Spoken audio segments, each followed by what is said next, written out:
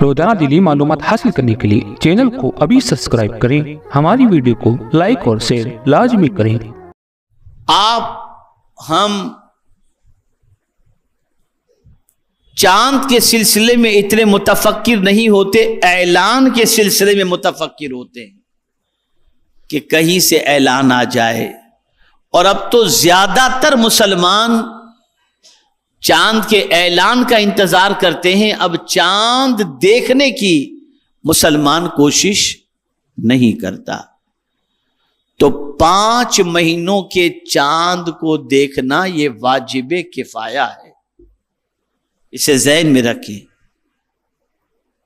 کوشش کریں کہ 5 مہینوں کا چاند ضرور دیکھنے کی کوشش کریں کہ بہار شریعت میں حضرت علامہ وبالفضل اولانا صاحب بہار شریعت مفتی امجد علی صاحب علیہ الرحمت والرضوان فرماتے ہیں، شعبان کا چاند دیکھنا، رمضان کا چاند دیکھنا، شوال کا چاند دیکھنا اور ذی قعدہ اور ذی الحجہ کا چاند دیکھنا یہ واجب کفایہ ہے۔ ظاہر سی بات ہے کہ ہمارے علماء دیکھتے ہیں، سنی جمعیت العلماء کے ذمہ داران دیکھتے ہیں، تو ٹھیک ہے، ان کا دیکھنا یہ ہمارے لیے کافی ہو جاتا ہے، لیکن مسلمان کو کوشش کرنی چاہیے کہ ان ماہ مبارک کے چاند کو دیکھنے کے لیے وہ ہر ممکن کوشش کرے۔ میرے پیارے آقا صلی اللہ علیہ وسلم کے پیارے دیوانوں، اس کی وجہ کیا ہے؟ شعبان کے مہینے کے چاند کے دیکھنے کی وجہ تو فرمایا گیا، اگر رمضان کا چاند دیکھتے وقت ابر یا غبار ہو تو یہ 30 پورے کر کے رمضان شروع کیا جا سکتا ہے۔ اور اسی طریقے سے رمضان کا چاند کیوں دیکھنا واجب کفایہ ہے؟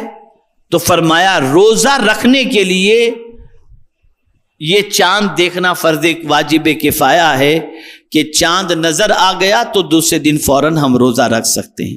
شوال کا کیوں؟ روزہ ختم کرنے کے لیے کہ شوال کا چاند نظر آ گیا تو ہم روزہ رکھنا ختم کر دیں۔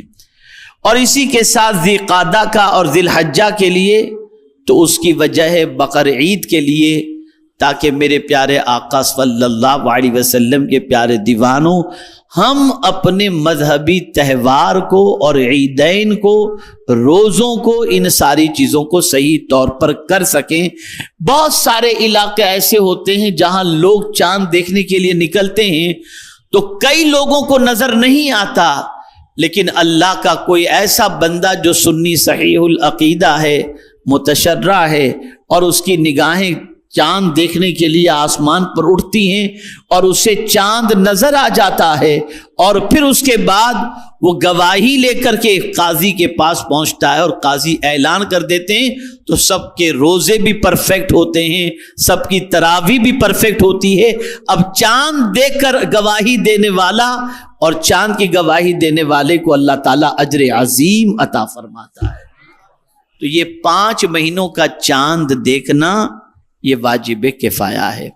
اب حضور صلی اللہ علیہ وسلم اس ماہ مبارک میں خاص طور پر کیا کیا کرتے تھے، اس سے آپ سماعت فرمائیں۔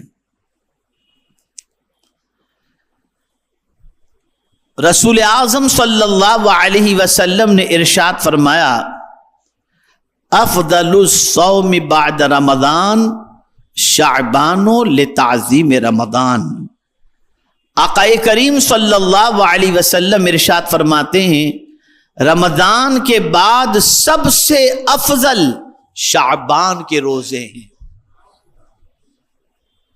رمضان کے بعد سب سے افضل شعبان کے روزے ہیں، تعظیم رمضان کے لیے کہ ماہ رمضان کی آمد ہے، اس ماہ مبارک کی تعظیم کے لیے رمضان شعبان المعظم کے اندر انسان کو روزہ رکھنے کی کوشش کرنی چاہیے۔